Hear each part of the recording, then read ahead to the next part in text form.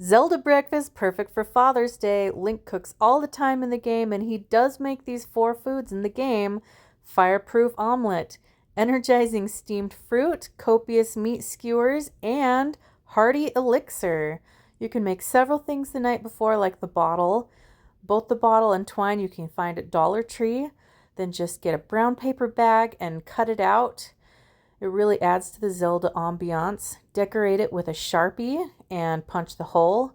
Then you want to tie it around twice, a little bit loose, and thread both ends through the hole. Make a little loop and then just cut off the excess. And if you can't find a bottle, a cup works too.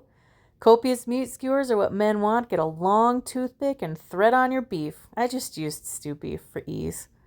Energizing steamed fruit, which isn't steamed. Get a leaf decoration or green paper you cut like a leaf, and then almonds or hazelnuts. For the fireproof omelet, make sure you lay down your parsley and tomatoes for decoration with some salt and pepper. The omelet is just 3 eggs with some butter. Fold it in half, lay on some seared meat skewers and strawberry lemonade with some red food coloring, and Link applauds your breakfast. Happy Father's Day, and make sure to subscribe or follow for more ideas.